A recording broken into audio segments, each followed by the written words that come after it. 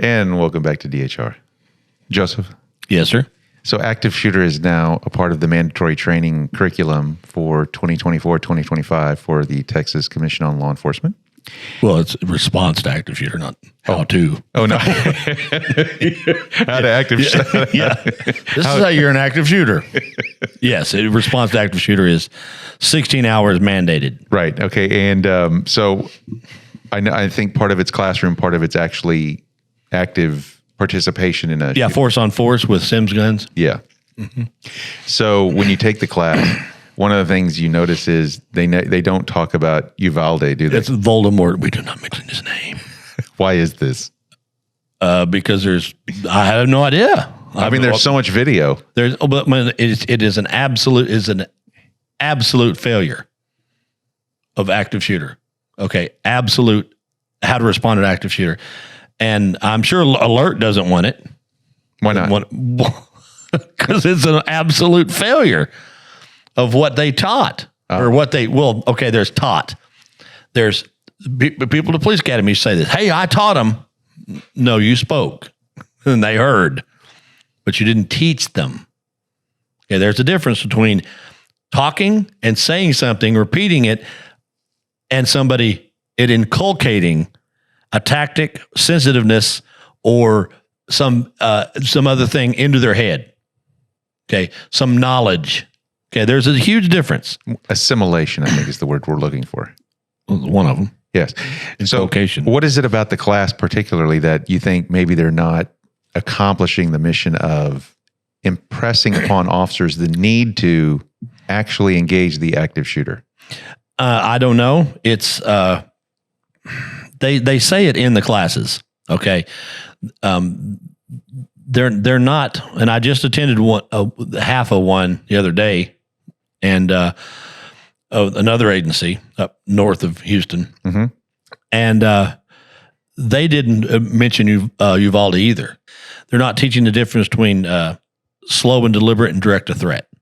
Okay, they're not teaching what is an active shooter and what is a barricaded suspect. Okay, that was one of the huge disconnects in Uvalde.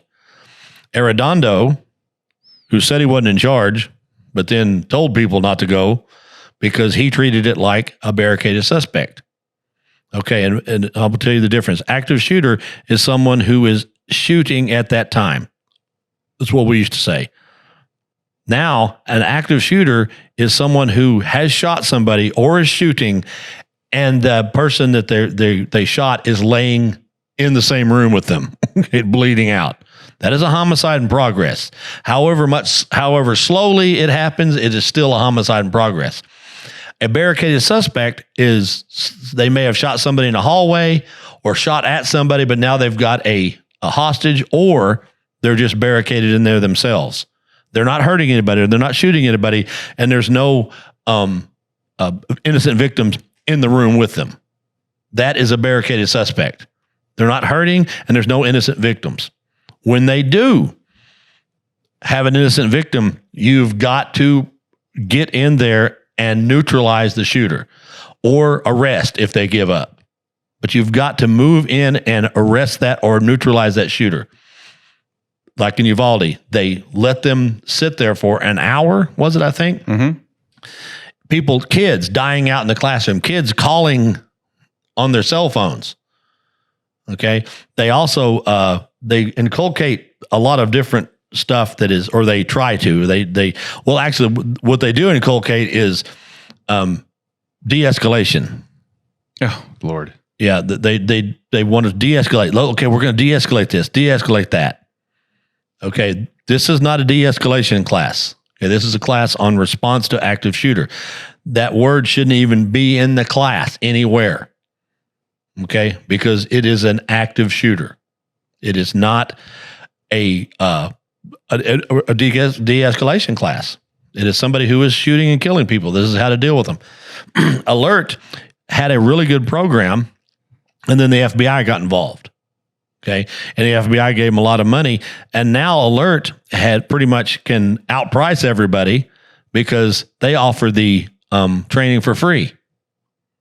The departments don't have to pay anything. They are paid to put on the classes by the federal government. There have been some failures. Now, like in Nashville, the thing that went to Nashville and started shooting out people, that Nashville patrol officers handled it superbly. Okay. They didn't stop. They didn't stop. They kept moving until they came across the bad guy, girl, whatever it was. Okay. And they killed it. Okay. That's exactly and precisely what you're supposed to do. You're supposed to isolate, distract, or neutralize. Okay. And very few of them give up. Most of them kill themselves. Mm-hmm. Okay. The training mandate 16 more hours of the same thing, to me, is just ludicrous. It doesn't make any sense. Even at HPD, that it's taught a lot by the tactical training unit. Switched on guys right there, and they teach a good class, but it's not enough. Okay, and I know for a fact when I taught it at the police academy to cadets, it was a 4-hour block. Do they explain? It's supposed to be a 16-hour block, but they got 4 hours of it because they had to, teach DEI and all that other stuff instead. They had 4 hours of active shooter many, many times. When I was there, I taught it several times at HPD for 2 cadets, and it was a 4-hour block. Was there ever a moment in your military life that a drill sergeant or other NCO explained to you how, as a soldier, you might die, but you're going to fight? Yes. Okay. I think they need the same block of instruction for police officers. You may die, but you're going to fight. You're not going to sit in the hallway. You're not going to get on the radio and start telling the dispatcher your story about shots fired, which I can't stand that anymore. Every time I see some officer in the middle of a shooting, shots fired. Yeah, pull out their radio and tell the dispatcher their story. It's like, win the gunfight. Win the gunfight first. Before you do anything else, win the gunfight. Well, just win the gunfight. Make sure he's down. Tactical reload. Check yourself. Scan and breathe. Then tell dispatch. Yeah. There's a lot of steps to do before you shout into that microphone. I don't know what they think that the dispatchers are going to help. Okay. Joseph. What? You know what this reminds me of? What? The Lakewood church shooting. Oh, yeah. That was an active shooter, right? And you see the officer. He's, I think, on his phone or something, and he's... And the shooter walks right by him. Yeah. And then the shooting starts, and you see the officer reach for his radio, and it looks like he's trying to talk with his left hand to his left shoulder.